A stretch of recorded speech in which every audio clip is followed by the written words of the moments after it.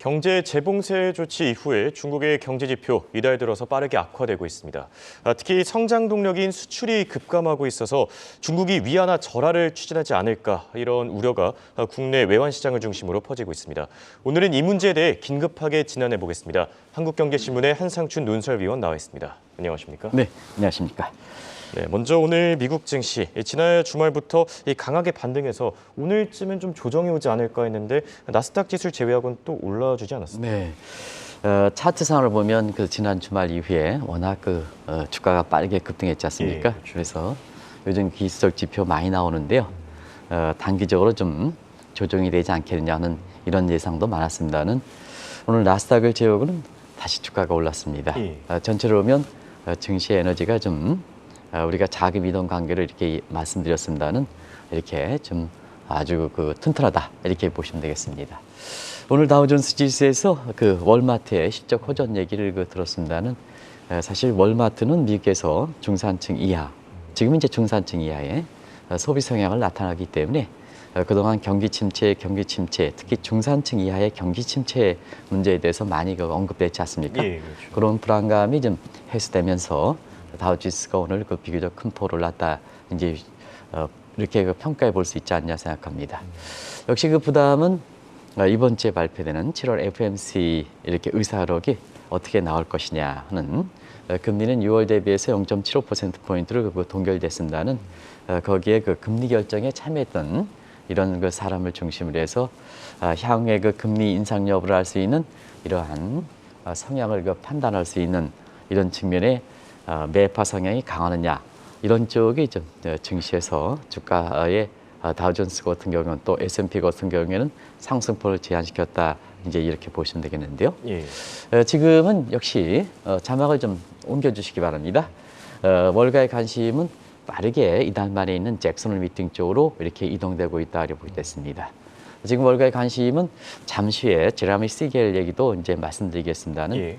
경기 부양, 그 다음에 물가 안정, 요 토대로서 동시에 이렇게 달성할 수 있는 문샷 싱킹식의 이런 대책이 이렇게 이 잭슨홀 미팅에서 모색되느냐 이 여부가 지금 단기적으로 보면 증시 양반과 관련해서 가장 주목되는 사항이고, 그래서 월가의 관심사도 빠르게 이달 말이야 다음 주죠. 다음 주에 있을 잭슨홀 미팅 쪽으로 이동되는 상황이다 이렇게 보게 됐습니다. 그리고 어제 한국 증시가 상당히 관심이 됐었는데요. 예, 그렇죠. 장 초반부터 중개 지표가 상당히 좀 안 좋게 나왔죠.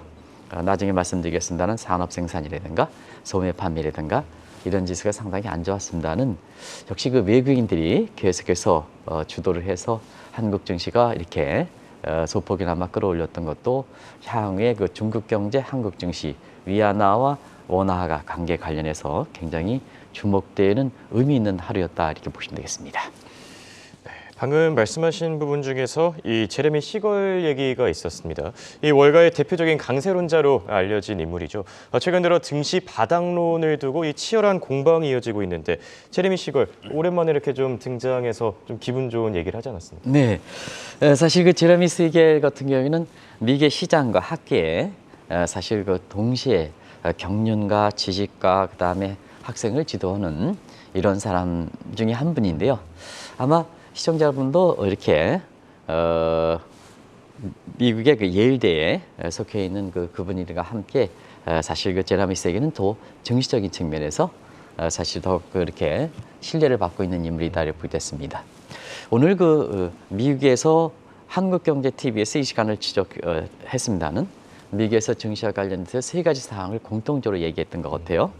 일단 경기에 대해서 침체 문제에 대해서는 연착륙이 가능하다는 문제. 예. 이런 문제에서 경기 둔화 문제는 둔화되는데 이 속도 문제에 있어서는 경제 주체가 대응할 수 있는 정도로 이렇게 완만하게 하느냐 하는 측면에서는 소프트 랜딩, 아니면 강하게 떨어지느냐 하는 측면에서는 하드 랜딩 문제에서 연착륙이다 하는 시각이 됐어요. 예.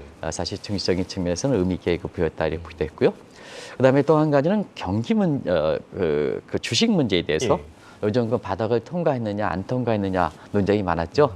여러 사람이 이제 그중에 증시 붕괴론도 있었고 베어 마켓 랠리도 조만간 증시의 상승세가 끝난다 이런 측면에서 제레미 시겔은 증시의 저점을 통과하는 문제에 긍정적으로 얘기했죠.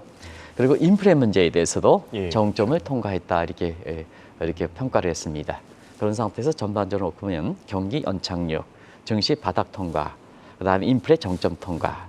우리가 이 방송을 통해서 3대 저점과 3대 정점 통과 문제도 이제 점검해 봤습니다는 비슷한 각도에서 제나미스 게일도 얘기해서 전체적으로 보면 단기적인 조정에도 불구하고 조정의 가능성에도 불구하고 다우존스 지수와 S&P 지수를 끌어올렸던 또 하나의 심리적인 측면에서 개선된 요인이 강하게 작용했던 것이 오늘 제레미스 게일의 이렇게 발언이었다 이렇게 보겠습니다. 방금 인플레이션을 언급해 주셨는데 오늘 바이든 대통령이 인플레 감축법도 짚어보지 않을 수 없습니다. 새벽 사이에 좀 급하게 설명되지 않았습니까? 네, 사실은 그 인플레 감축안 명칭도 바뀌었습니다는 이렇게 빨리 상원을 통과해서 하원을 통과해서 지금 대통령이 서명하기까지 그 기간상으로 보면은 한 10일 이내에 다 이루어졌기 때문에 아마 바이든 대통령이 인플레 감축안에 대해서 굉장히 급했던 모양입니다.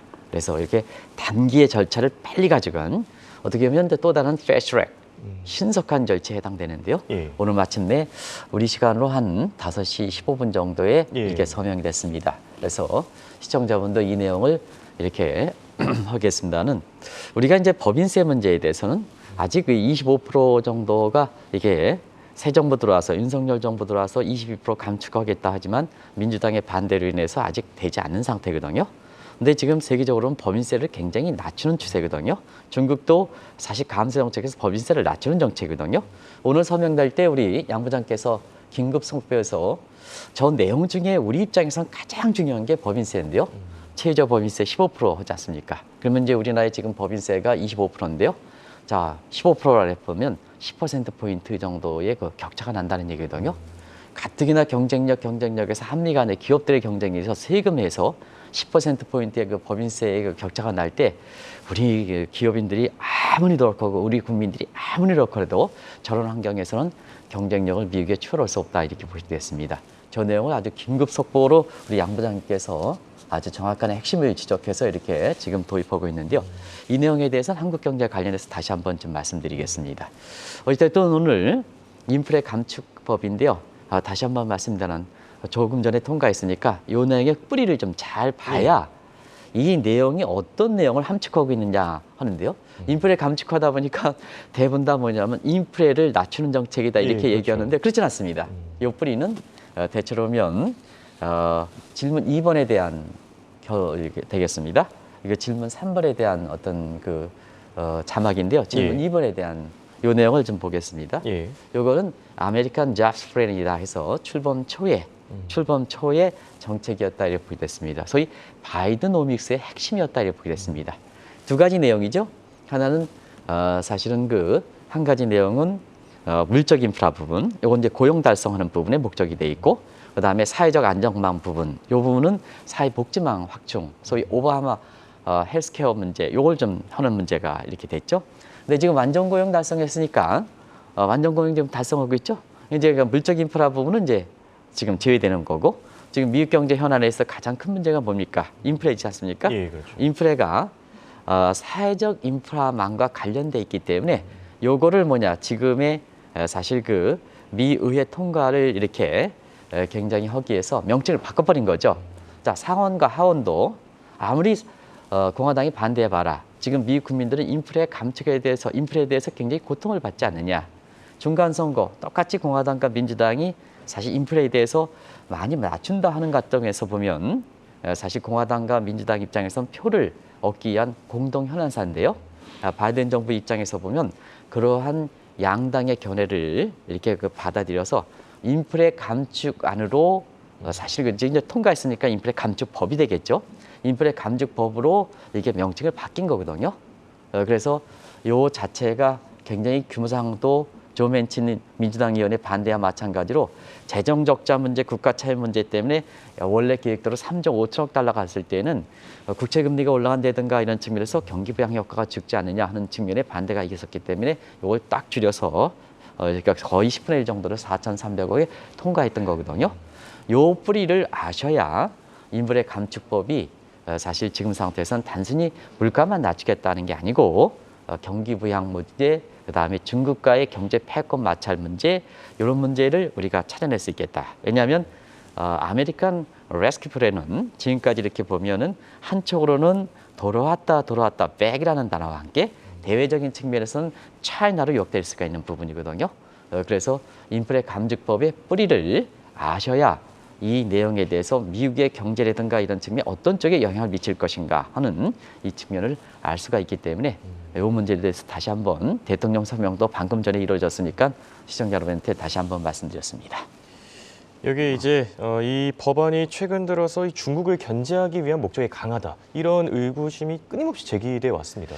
지난주에 상원에서 인플레 감축안이 이제 법이 됐으니까 감축안이 그렇게 상원에 통과됐을 때 가장 중국에서 이 인플레 감축안에 대해서 주목했던 사항이거든요. 왜냐하면 결과적으로 보면 미국 입장에선 중국을 겨냥하는 게 아니냐. 그 뿌리를 보면 그 내용을 우리가 중국과 관련돼서 요약시켜버리면 컷오프를 중국에 대한 제재합니다. 아마 시청자 여러분 아시겠지만 First Track, 통상법 232조, 그다음에 Second Track, Third Track 아마 시간 관계상 그건 제약해드리겠습니다. 예. 전체 내용으로 보면 Alliance Value Chain, 가치 사슬을 중국에서 미국으로 두겠다는 얘기죠. 그런 관점에서 지금까지 출범 이후에 지금까지 추진했던 내용을 보면 대체로 반도체에 대한 굵기, 반도체에 대한 자급자족을 굵기 오면 중국이 아니라 미국인데 미국이 성공을 거뒀죠. 이게 유명한 셀러번 패러다임이다 이렇게 됐습니다. 중국의 대외 경제 정책을 이렇게 되는데 어떤 분 같은 경우는 이 셀러번 패러다임이 안보 쪽인데 왜 경제 쪽으로 하느냐 하는데요.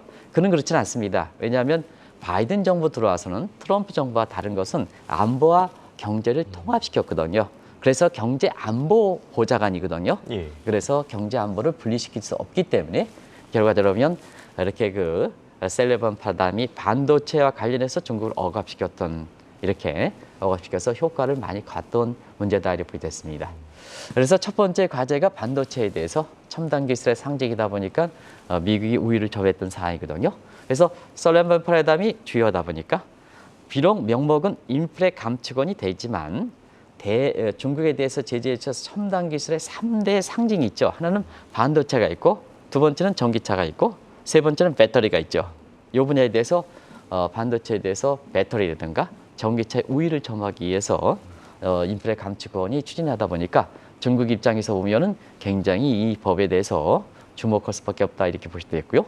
오늘 증시상에도 사실 그 전기차에 대한 세제 혜택 이런 문제가 있기 때문에 전기차가 다 올랐죠. 근데 테슬라는 여러 가지 문제가 있기 때문에 테슬라는 오늘 여기에 대해서 전기차의 인플레 감축안에 대해서 혜택을 보지 못하고 오히려 테슬라 주가는 좀 이렇게 좀 약세를 보였을 겁니다. 그렇게 우려할 사항은 아닌데요. 약세를 보였을 겁니다. 아마 과거에 보면 테슬라의 어떤 주도력으로 볼 때는 인플레 감축안이 이렇게 서명이 이렇게 된다. 뭐 이제 5시 장이 끝나고 했지만 이게 반영은 이미 시장에서 반영되는 거거든요. 그런 과정에서 볼 때는 테슬라의 주도력을 있을 때 오늘 같은 경우에는 테슬라가 좀 강하게 반등해야 되는데요. 테슬라가 반등하지 못했던 것도 최근에 주식 분할이라든가 또 일론 머스크의 일탈 행위들 이런 것이 부담이 되지 않냐 하는 생각이 듭니다. 그리고 배터리 분야라든가 이런 측면, 전기차 배터리 분야, 우리나라 입장에서도 요새 뭐라 그래요? 태조 이방원이라고 있죠. 예, 맞습니다. 그래서 아마 이와 관련해서도 굉장히 주목되는 사항인데요. 관련돼서 국내 주가도 아마 인플레 감축원이 오늘 증시에 이렇게 반영될 수 있는 소지가 있지 않냐 하는 생각이 듭니다. 자, 그렇다면 오늘의 주제, 이 중국 경제에 대해서 얘기를 해봐야 되겠습니다. 얼마 전에 이 시간을 통해서 중국 경제, 이 4% 달성도 어렵다 이렇게 진단하지 않았습니까? 네, 우리가 이제 늦에 걸쳐서 중국의 올해 목표 성장률 5.5% 달성이 어렵다, 4% 달성도 어렵다 하는 이런 시각인데요. 분기별로 이렇게 왔다리 갔다리 하는 상태에서 이 문제에 대해서 여러 시각들이 있는 것 같아요. 일단 최근의 중국 경제 상황을 보겠습니다. 가장 종합적인 지표를 보면 성장률은 작년에 1분기에 18.3%, 올해 1년 후에 1분기에 4.8%, 이번에 0.4%입니다. 참고적으로 미국식 통계 방식인 정기비 연율이 아니라 미국의 공식 통계 방식은 전년 1년 전 분기 대비해서 전년 동기비 기준이다 이런 것을 말씀드리겠습니다. 여기에 그 소비자 물가 상승률을 보겠습니다. 중국도 소비자 물가가 굉장히 빠르게 올랐죠. 근데 중국은 통제권이 있는 상태에서 또 소비자 물가의 가중치라든가 항목을 사실 중국의 구미에 맞게 하는 상태에서 이렇게 그 위계 물가라든가 이런 측면에 8% 9%갈 수는 없는 상황이거든요. 근데 이제 그런 측면에서 절대 수준을 보지 마시고 시청자 여러분께서는 이게 인플레가 상승되는 속도를 한번 보실 필요가 있다 이렇게 보실 때 있습니다. 절대 수준은 인민들의 고통을 다른 국가와 비교해서는 안 된다 하는 것을 꼭 좀 말씀드리겠습니다. 어떤 전문가들은 뭐냐면 미국의 소비자 물가가 7월 달에 8.5%인데 중국의 소비자 물가가 7월 달에 2.7% 비교하는 시각이 있는데 그건 잘못됐다는 걸 말씀드리겠습니다.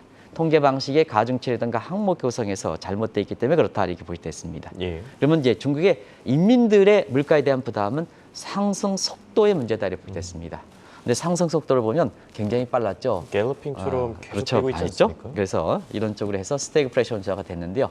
어제 이제 관심이 됐던 것은 중국의 8월 들어서 7월 달에 주요 지표들이 발생했거든요. 그러니까 중국은 뭐냐? 양대 지표가 있죠. 하나는 내부적인 지표에서 제조업 지표가 산업 생산인데요. 제조업 산업 생산이 7월 달에 3.8% 나왔습니다. 예상치 4.5%다 하인 상태고요. 중국도 최근에 소비에 총상복별 기여도가 높은 상태에서 소비의 가장 대표적인 지표가 소매 판매거든요. 이건 많이 떨어진 것 같습니다. 예. 역시 중국 인민들의 고통이 굉장히 심화되는 게 아니냐는 쪽에서 방송에서 전해드렸습니다는 이것이 현실적으로 나타났습니다. 7월에 중국의 소매 판매는 2.7%에서 예상치 5%의 절반 순위를 그쳤습니다. 그리고 제조업 생산과 함께 또 하나의 그 동력이 수출이거든요. 근데 수출은 월말 효과가 있기 때문에 나중에 좀 지켜봐야 되겠습니다. 이달 들어 10일까지 감소세로 돌아왔습니다. 마이너스 2.8% 감소세로 돌아왔습니다. 이것이 어제 국내 외환시장에서 관심이 됐던 사항이거든요. 위안화 절하를 무엇에 걸 것이냐. 위안화 절하면 원화 절하다. 원달러는 더 올라가지 않느냐. 달러 베팅해야 되지 않느냐. 하는 식에서 시청자분이 오늘 주제를 이 문제를 가지고 좀 말씀해 달라 해서 오늘 이 주제를 말씀드린다 하는 것을 다시 한번 말씀드리겠습니다. 예.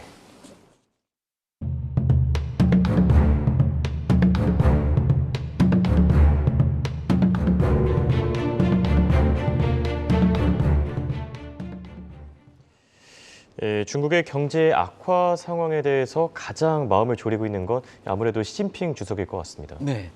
사실 지금 시점이 언제십니까? 8월 달이니까 예. 10월 달 공산당에서 시황제 계열에 이렇게 올라있다는 입장에서 보면 인민들의 지지가 절대적으로 필요한 사항이거든요. 인민들의 지지에는 결과적으로 보면 사실 경제 상황에 많이 좌우되어 있지 않습니까?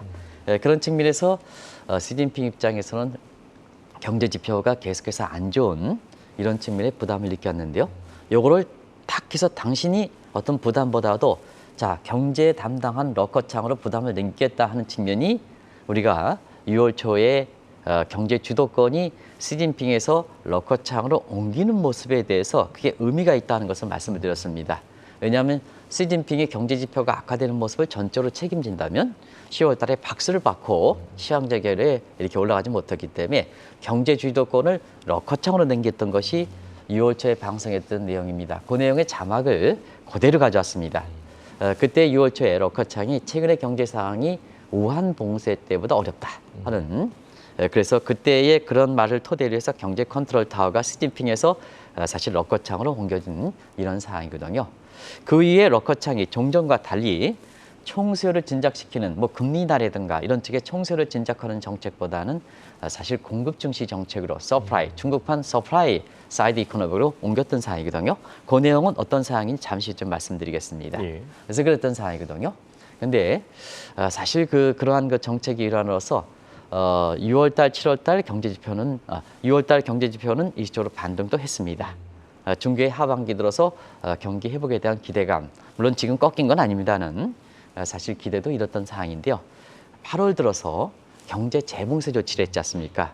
이 경제 재봉쇄 조치는 저희들도 예상을 못하는 시점 아니겠습니까? 네, 그렇죠. 그래서 경제 재봉쇄 조치에 대해서 사실상 7월달, 8월 들어서 발표하는 경제 지표들이 안 좋다 보니까 다시 시황제 결에 올라와야 되는 시진핑 입장에서는 과연 10월 달에 공산당 대회에서 오르긴 오르겠죠. 근데 박수를 받고 오르느냐 하는 측면에 회의론도 다시 고개를 든 상황이다 이렇게 보겠습니다.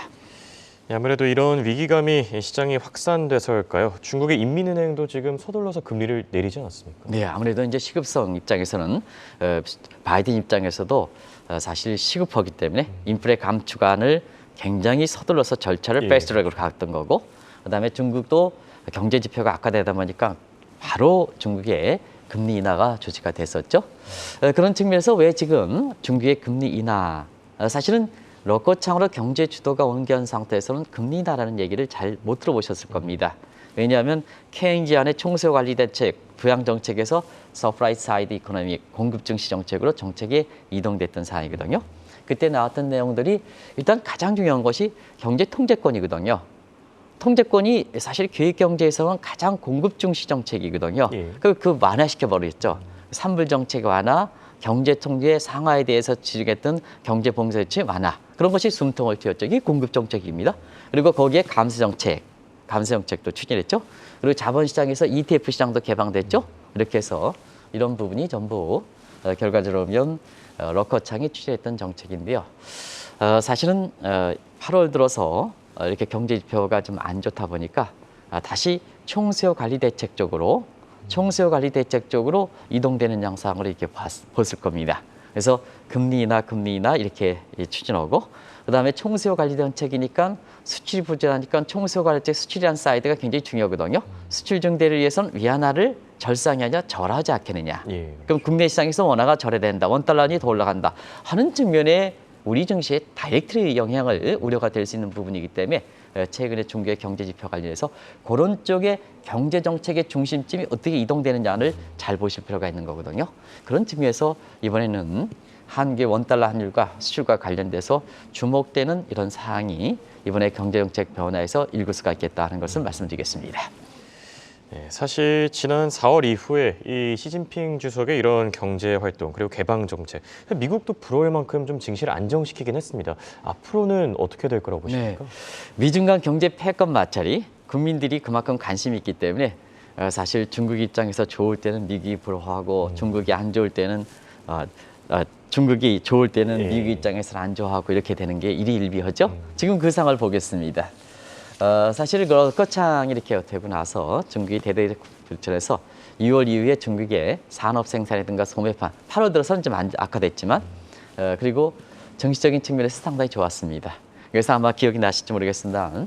4월 이후서부터 7월 초까지인가요? 그때까지 상하이 그 지수가 한 13% 정도 올랐는데 반해서 그렇죠. 다우존스는 거꾸로 한 10% 정도 떨어졌죠. 그래서 이때 당시에 미국 입장에서는 바이든 대통령이 사실 굉장히 아프가니스탄 실패에 이어서 러시아 우크라이나 전쟁도 좀 이렇게 안 좋은 시각이 이렇게 되는 상태에서 지지도가 한 30% 정도 때까지 떨어졌고요. 예. 그다음에 파월 입장도 인플레가 급등하는 상태에서 금리도 그래 많이 올라가야 되니까 파월 입장과 페드 입장에서도 이 트릴레마 국면에서 어떻게 할지 몰랐었거든요. 근데 그때 당시에 중국 증시는 좋았다는 얘기입니다. 그러다 보니까 그런 적이 있었죠. 죄송합니다. 바이든과 파월 입장에서는 중국을 쫓아가야 되는 게 아니냐 이런 부름이 있었습니다. 이제 상황이 이렇게 바뀌었죠. 지금 이달 들어서는 중국의 경제 지표가 안 좋은 상태에서 바이든과 파월 입장에서는 승리라는 얘기가 많이 나오죠. 그죠? 바이든이 이번에 인플레 통과법을 통과했던 것도 바이든의 핵심을 통과했다는 측면에서 바이든의 빅토리, 바이든스 빅토리라는 얘기고, 파월이 인플레 부분에서 정점을 꺾였다 하니까 뭐라 그랬습니까? 파월스 서브세스 내지는 파월스 빅토리라는 얘기가 나왔죠. 이런 얘기가 나오는 상태니까 어쨌든 중국의 경제 지표가 안 좋고 또 미국에서 현안 사항이 통과하다 보니까 지금은 상황이 사실 중국 입장에서는 미국이 좀 불어온 쪽으로 바뀌는 게 아니냐. 어찌됐든 그렇게 월가에 입방아 찌고 있는 것은 뭐냐. 지금의 미중 간 경제 패권 마찰이 얼만큼 상황이 급변하고 있는가 하는 것을 단적으로 보여주는 대목이 아닌가 생각합니다. 끝으로 지금 이 문제 남의 일이 아닙니다. 사실 미국뿐 아니라 우리나라까지 이제 앞으로 영향을 받을 수 있다. 방금 계속 얘기해 주신 이 위안화 가치가 떨어지면 원화 가치도 같이 떨어질 것이다. 이렇게 짚어주지 않았습니까? 네, 중국에 대한 한국의 수출 비중은 25% 여전히 높죠. 근데 이제 새 정부 들어서 좀 내수 확대하고 수출 다 변화. 아직까지 이제 죄송합니다. 예. 아직까지 이제 효과가 이렇게 나타나지는 않고 있습니다는 아직까지나 수출 비중이 25% 차지하는 상태에서 한국이 내수가 하다 보니까 중국 성장률이 이렇게 경제 지표와 함께 성장이 만약에 1% 떨어진다면 과거에는 0.25%포인트의 성장률 둔화 효과가 있었습니다는 지금은 이렇게 여러 가지 모델 추계를 보면 0.2%로 많이 좀 약화된 건 사실입니다. 그러면 이제 우리가 입장에서 보면 사실 그 어제 국내 외환시장에서 가장 관심이 됐던 것은 중기 수출 동력이 떨어지니까 급감하니까 이 수출 증대에 의해서 위안화 약세를 추진하지 않느냐 하는 이 시각인데요. 이 문제를 한번 보겠습니다. 자막을 두 번째로 보시겠습니다. 이게 가장 중요하니까. 지금 위안화 절에는 시진핑이 또 하더란 야망에 위안화 국제과자 정면으로 충돌됩니다. 두 번째는 작년 3월 이후서부터 중기 성장 전략을 바뀌었죠. 내수 위주의 쌍순환 전략과 그다음에 홍상 공급망 전략, 가치 사슬을 중개해 두겠다 하면 위안화 절하하면 여기와 모순이 되는 겁니다. 그래서 일부 어제 사실 그 수출 동력이 떨어지는 상태에서 위안화가 약세를 되지 않겠냐, 원달러니 다시 올라간다, 달러 강세를 추천하는 시각도 있었습니다는 지금은 저런 두 가지 문제 때문에 중국 시진핑 입장, 중국 입장에서는 위안화가 수출 증대를 위해서 약세를 추진할 수 있는 상황은 아니다 하는 것을 꼭 좀 말씀드리겠습니다. 그리고 우리 입장에서 보더라도 왜 미국과 중국의 전략의 중간자 입장에서는 왜 이렇게 중요하냐면 문재인 정부 입장에서는 안미 경쟁이죠. 안보는 미국, 경제는 중국. 만약에 이런 것을 기속했더라면 중국 경제가 지표가 할 때 우리 경제 타격을 굉장히 크겠죠. 근데 이 방송을 통해서 문재인 정부 시절부터 안보는 비용은 미국에, 경제는 이익을 따먹고 있죠. 중국에. 이렇게 하면 안 된다. 안보와 경제는 분리할 수 없다 하는 측면에서 어쨌거나 세계 경제는 지금 미국 쪽으로 간다 하는 이런 측면에서 그때 당시서부터 이게 뭐 새 정부 들어와서 얘기했던 건 아닙니다. 그때 문재인 정부 부분에 대해서 이 문제는 비판을 계속 세게 했던 겁니다. 그래서 지금 새 정부 들어와서는 그런 것이 반영돼서 그런지 안보도 미국에, 저는 경제도 미국에 경미로 했는데 이걸 경세로, 세계로 중국도 의식했던 것 같아요. 이런 쪽으로 해서 단데요. 자, 위안화가 설령 절하가 된다 하더라도 한국의 원화가 그렇게 과거만큼 상관계수가 0.8, 0.9가만큼 절하되는 것은 아니다 이렇게 말씀드리겠습니다. 이런 것을 꼭 좀 시청자분이 좀 아실 필요가 있다 이렇게 보시면 되겠습니다. 네, 한 국가에 집중하기보다 전 세계의 경제를 맡겨야 된다. 지금까지 도움 말씀에 한국경제신문의 한상춘 논설위원이었습니다. 감사합니다. 네, 고맙습니다.